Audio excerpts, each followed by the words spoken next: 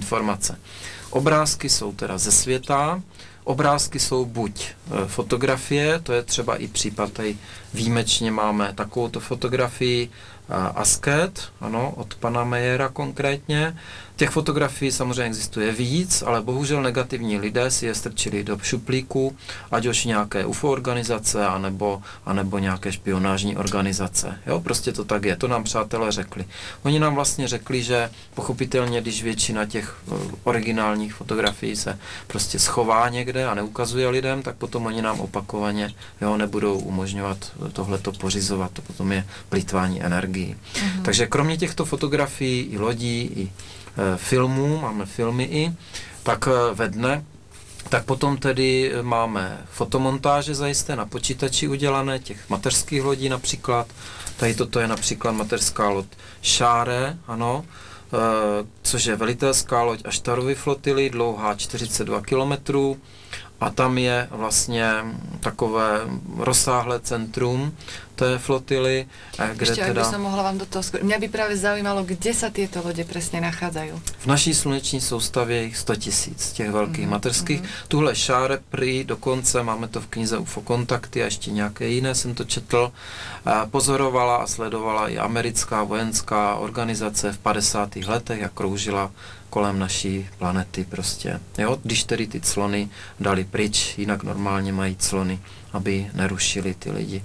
Ale prostě pro krátkou prezentaci se samozřejmě prezentovali. Říkám, i malé lodě přistály na těch letištích, bylo to Edwards, Murok v roce 49, v roce 54 a nějaké údaje prostě existují z těch knížek.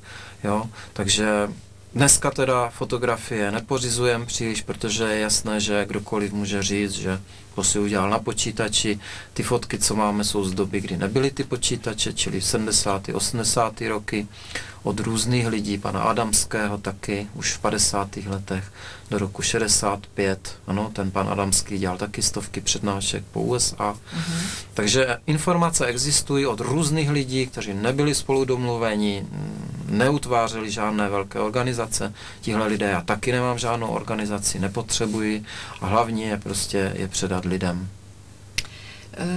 Jedna pani má priamo, ja mám taký pocit, že čoraz viacej ľudí sa tejto problematike začína venovať, alebo respektíve si uvedomuje, že zrejme tu ešte niekto okrem nás môže byť. Niektorí ľudia to absolútne zamietajú. Ja nebudem ani komentovať, medzi ktorých patrím, ale pani telefonovala, že jej manžel sa tejto otázke začal venovať a pocítila to celá rodina. Má dojem, že ide o akúsi manipuláciu s ľuďmi, pretože on sa zaujímal jednoducho, prestal sa zaujímať o všetko. Má dojem, že ide o sektu. A ešte podobná je jedna otázka, aké sú odozvy vlastne verejnosti, zrejme myslí divák vaše prednášky a všetko toto, čo s tým súvisí, a vedcov na vašu činnosť a či tiež má dojem, že či nejde o manipuláciu s ľuďmi. Ano, takže já bych teďka přešel vlastně k druhé části našeho tématu, protože naše téma má dvě části.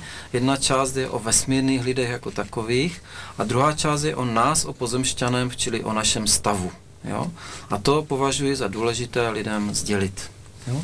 Takže já tady mám takové schéma, kde můžete vidět fyzické tělo, což jako léčitelé znají, že mají první, druhou, třetí, čtvrtou, pátou, šestou, sedmou čakru, hlavní komunikační kanál, kde proudí nějaká energie, ten probíhá zhruba v oblasti páteře a dále teda tam vznikají, říkám, negativním chováním těch lidí bloky. Takže ten hlavní komunikační kanál se postupně lidem zablokovává a je nefunkční. Přes ty čakry dochází pro mě mnoho funkcí napájení těch těl. První čakra napájí fyzické tělo, druhá další tělo, třetí další, máme řadu těl. Samozřejmě jenom 1% lidí má otevřené všech 7 těch základních čaker, protože to 1% je pozitivních, opravdu láskyplných v konkrétním životě. Jsou rozptýlení, nenápadní lidé. Většina lidí bohužel mají ty čakry uzavřené vlivem, jak říkám, nezvládnutých situací, negativního chování a nyní tedy kromě hlavního kanálu mají lidé pomocné 2 kanály. Jeden je pozitivní pomocný kanál, který mají v levé části svého těla a druhý je negativní pomocný kanál, který mají v pravé části svého těla. Ano, léčitelé to opět zdůrazňují znají. Do pozitivního pomocného kanálu zhora, z této strany, dodávají informace vesmírní lidé, anděle světla, různé názvy, je to stejné z těchto civilizací pozitivních láskyplných, intuitivní informaci. Čili tu, které říkáme, máme to v duchu, vnitřní hlas, jemný, příjemný, intuice. Pravdivé a správné informace, ale nemanipulující. Důrazňuji.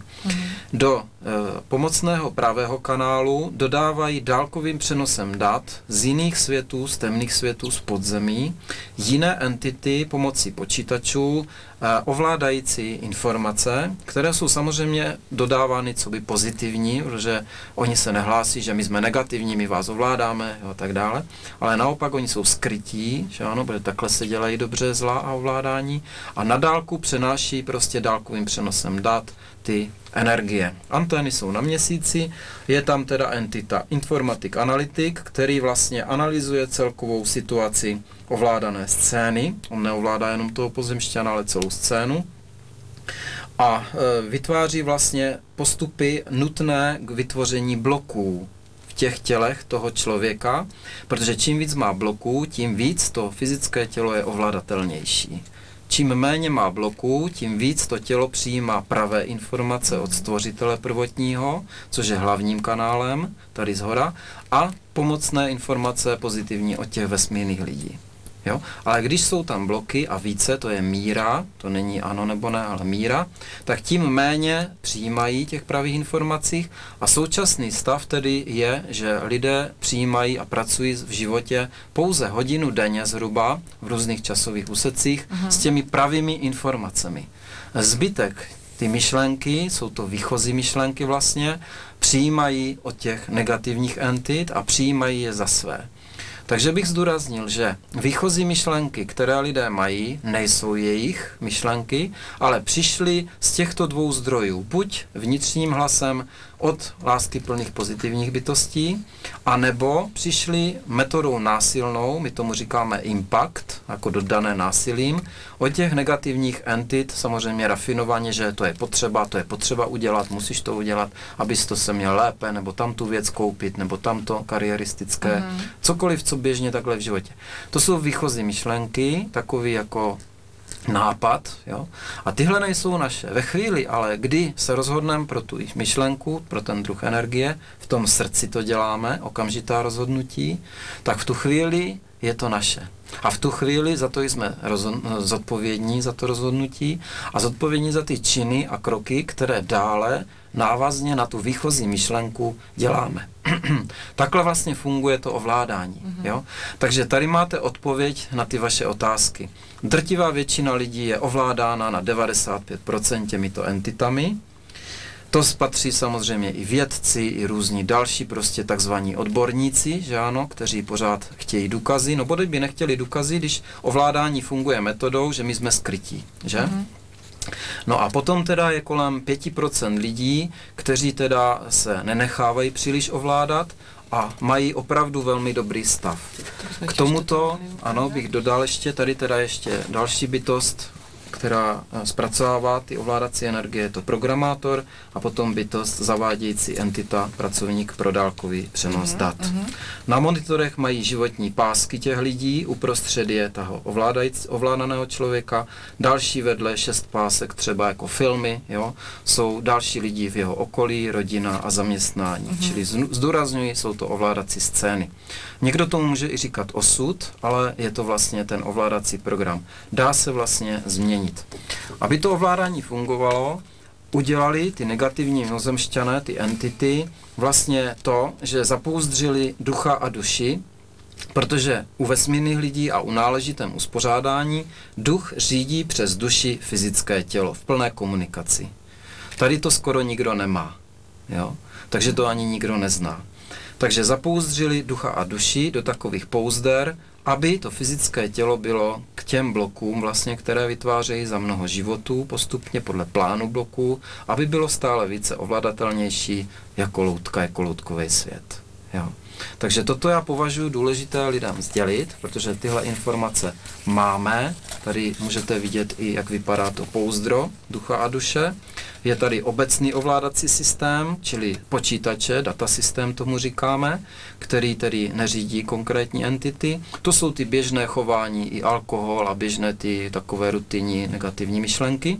A potom k tomu přistupují individuální ovládací kanál. To znamená, když obecný ovládací systém nefunguje, tak potom se musí hold věnovat tomu ovládání individuálně víc, ty entity, a přes ten individuální ovládací kanál. Jo? Tyhle ty duch a duše jsou vlastně v jiných světech, v duchovních a intermediálních světech, a v normálním uspořádání vlastně mají řídit fyzické tělo.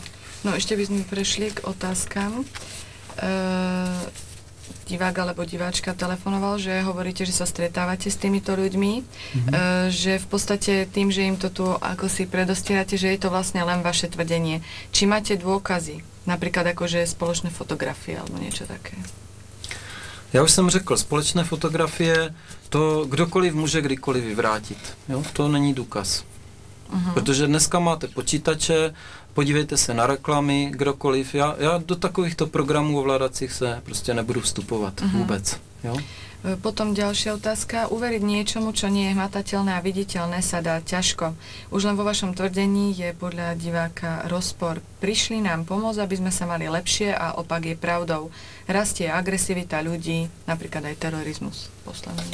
Před chvílí jsem to říkal. Každý člověk si tady volí výchozí myšlenky, a které přijme za své, jestli přijme ty pozitivní od těch bytostí světla, nebo ty negativní od těch negativních entit, to je jenom v jejich rukou. Zdůrazňuji, vesmírní lidé nemůžou nikomu tady přikazovat, aby se chovali tak a tak. To by nebyly potom pozitivní bytosti, to by se z nich staly negativní entity, negativní bytosti, když by manipulovali a přikazovali, přistáli by tady, udělali by tady nějaké promítání, školení, rozumíte, násilnou formou, přitom je lidi nežádali. To takhle nefunguje, takhle to nejde, to by nebyly pozitivní bytosti. Takže ono nemôže sa to chcieť tak, napríklad ako nám tiež volal jeden divák, že prečo vlastne to robia prostredníctvom vás.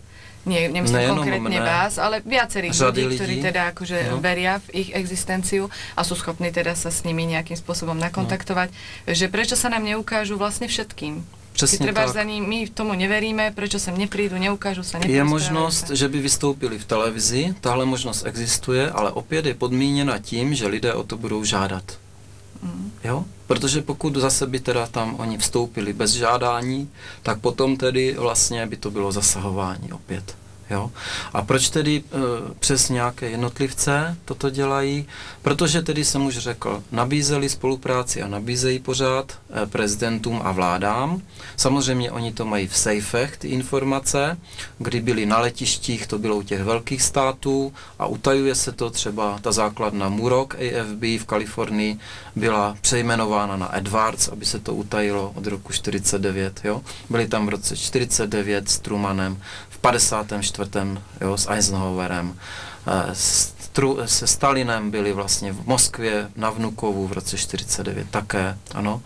A pokud jako ty státy si to chtějí dát do tajných sejfů, tak jako oni říkají, pokud nechcete tedy spolupracovat, dobře, nás to mrzí a my tedy budeme se spojovat s takzvanými obyčejnými lidmi. To je prostě jednoduchá odpověď. Ešte by som sa chcela opýtať na vaše meno. Ivo Astor Benda. Vy sa tak voláte odjak živa? Já jsem se jmenoval Ivo Benda a od toho roku 98 už hodně spolupracuji stále s Aštarem Šeranem, s tou bytostí krásnou, takže on mi navrhl, že abych používal i jeho jméno křestní, takže používám i jeho jméno v tom takže jméně. Od toho roku protože jsme hodně propojení prostě, hodně spolupracujeme spolu. No. Dobre, milí televízni diváci, čas určený našej dnešnej aktuálnej téme vypršal. Tak čo myslíte, sú alebo nie sú? Úsudok necháme už na vás, samozrejme nebudeme vám vnukovať žiadny názor. Ďakujeme vám za pozornosť, nášmu milému hostovi spoza hraníc. Ďakujem, že prijal účasť v našom štúdiu. Ja taky ďakujem za váš zájem. A teším sa, milí televízni diváci, opäť pri niektorej ďalšej aktuálnej téme. Prajem vám príjemný večer.